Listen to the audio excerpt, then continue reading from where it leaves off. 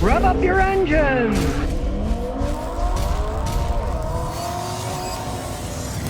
Thomas Taylor sent an email, and here's what he says. Hey Scotty, I love your channel. I have a 2021 Kia Soul. It's a company vehicle with 24,000 kilometers on it. Now it needs a new engine, even though we maintained it to their specifications. It is the 5th one in our fleet to have the engine replaced. But the company is now paying me to drive my ultra-reliable 2004 Acura MDX that has 350,000 kilometers on it until the Kia is fixed. A worn-out Honda that still goes good versus a Kia that's only got 24,000 kilometers on it. Buy a Honda product, buy a Toyota product. Don't buy a Korean. Kia, Hyundai, they kind of own each other. It's the same company, basically. You get crap quality. This is the 5th one to have an engine go out on this company's fleet of them. I bet they wish they never bought that fleet of vehicles, right? You know, it's just ridiculous, the poor quality that company has. They keep saying they're making them better. These were all 2021s. Those aren't old cars. No way should a car engine wear out that fast. But with the Kias, they do, and here's more proof. Nara says, I got a 2014 Honda. I have noise on my front passenger wheel well.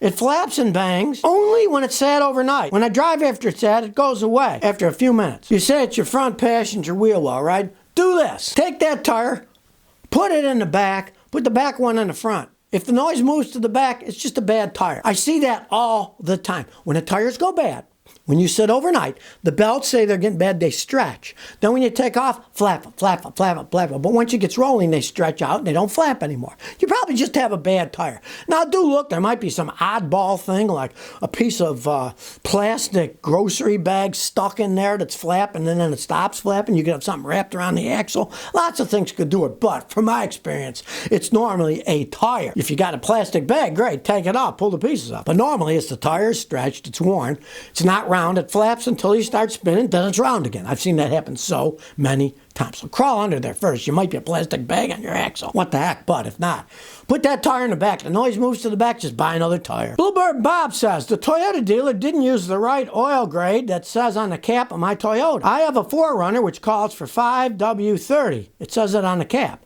The Toyota dealer put in 5W20. They didn't even put full synthetic, as we talked about. They said they don't carry 530 anymore. Of course it's bad for your engine. They're just taking inconvenience. If you didn't carry 530 anymore, so we'll put 520. It was made for 530. It's a heavy oil. Go forget. Don't ever go to them again. Learn how to change your oil like I show people in my videos, right? Then you get it done right. Or go to any oil change place. They will sell you 5W30 oil. Plenty of places have it, sell it, or buy it and do it yourself. Their inconvenience of, well, we don't have that oil anymore. Well, poo-poo them. Don't go there anymore. They're full of crap. It was designed for 530. Do not use 520. Put in what they're designed for. The engineers do that for a reason, and they're just, well, we don't care anymore, so put this other oil in. Bunch of nonsense. Just shows you the crap that these dealerships try pulling on people. Will Mid 11 says, I have rough acceleration. I start my car and it'll go to 4,000 RPM off the jump. Gets kind of loud. Then eventually it works its way down. And it's rough when it accelerates. Check engine light came on and AutoZone said the fuel system had a problem. If it's going way up too high, doesn't sound like a particular fuel problem. I'd want the actual code. I got a question to ask me. Put in the code, the year, the make of the car, and the code, like P0832, whatever. Put the code, then I can do a very good analysis of it. You got to give me the code, because without the code, I'm flying blind. My experience with Volvos, if they go real high RPMs, and then later they go down, one, your tranny's somewhat worn. They have weak transmissions that do wear out quite often. So it could easily be your transmission starting to wear out. It's a 2000, so I mean, it's, 24-year-old vehicle. If that's the case. Now, on the other hand, if you do have a fuel problem, the main problem of those Volvos are the mass airflow sensors. So have a mechanic like me check it. It's easy. We got a machine, we plug it in, we look at the data. And if it's off, you just buy a new one, plug it in, and away you go. It's a very simple fix, if that is the problem. But generally, that won't make them go all the way up to 4,000. That's normally a transmission failure problem. Zazzarl says my brake pedal sinks to the floor. I got a 99 Chevy, 100,000 miles.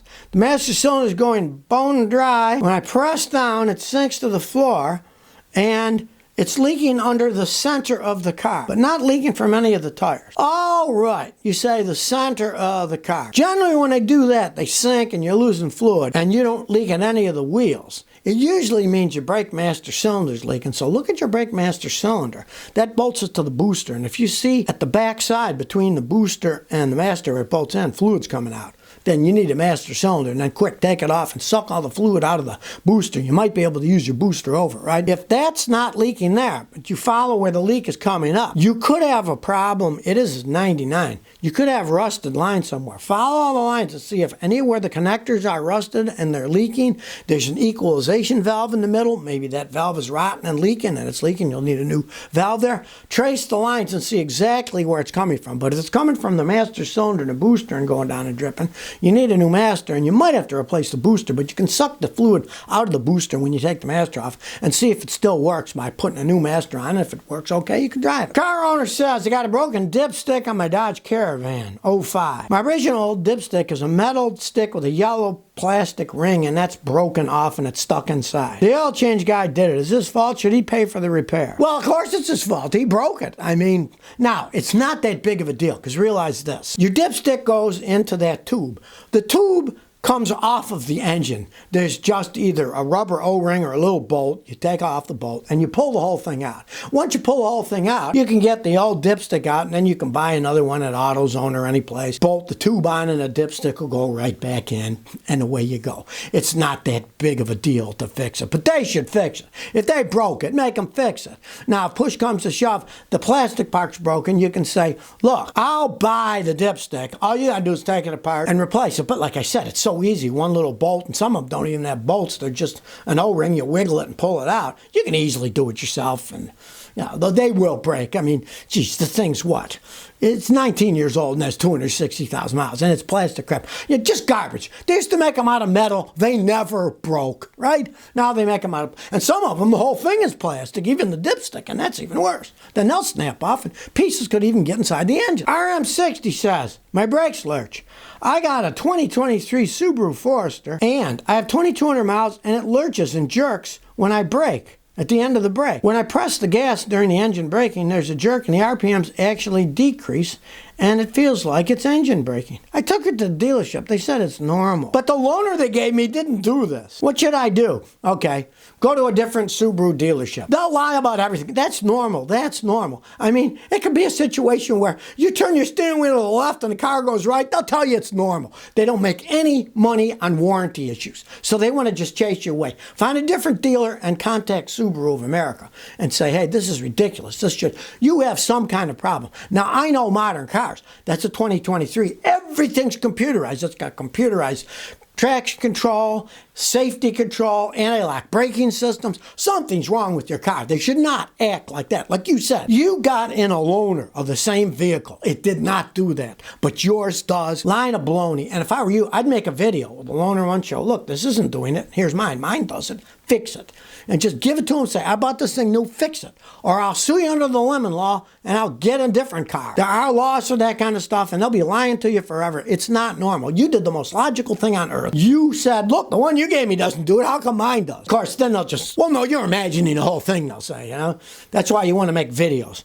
Get your phone. Video any problem your car has so you got proof that it's actually doing it. Because they'll just say, it didn't act that way for us, because they're not making any money fixing warranty work. They don't care. They don't want to do warranty. They want you to go away and go to a different dealership. So try another one, but explain you've contacted Subaru North America already, and then maybe they'll go a little bit further into it. Well, a used car dealer in Kansas City got caught and was sentenced for $783,000 fraud. Chris King, who was 48, was pulling a fast one. What he did was, he got people's information for car loans, right? And they didn't take a car loan, they didn't buy a car from him, but he took that information, he took loans out himself and took the money. Now, I could see if he did it and then went to South America or something, but he stayed in Missouri. Big mistake. He's getting 4 years in federal prison without possibility of parole, and it's to pay $647,000 in fines back. He admitted he stole the people's information and took out loans and kept the money. He had this loan money wired directly to his bank account from Credit Acceptance, which is a company that deals in really bad credit people. I'm sure the interest rates are really high, right? I'm sure the money was never paid back. I don't know how they expect to get money from this guy. He's probably either spent it all or hidden it somewhere. He did at least 30 loan applications and got all this money. It's unbelievable. He received cash deposits of over $783,000 between November 1st, 2018 and November 8th, 2020. But as the song goes, He's in the jailhouse now for 4 years. So be real careful who you give loan application information to. It might be one of these clowns, and you might have loans out there in your name that you know nothing at all about. Be very careful with the information you give anybody. Don't give any information to loan companies until you're actually buying something. You might have a guy like this that, sorry you didn't buy a car for me. Well, that maybe better luck next time. Then he goes and takes money in your name and puts it in his bank account. So if you never want to miss another one of my new car repair videos, remember to ring that bell.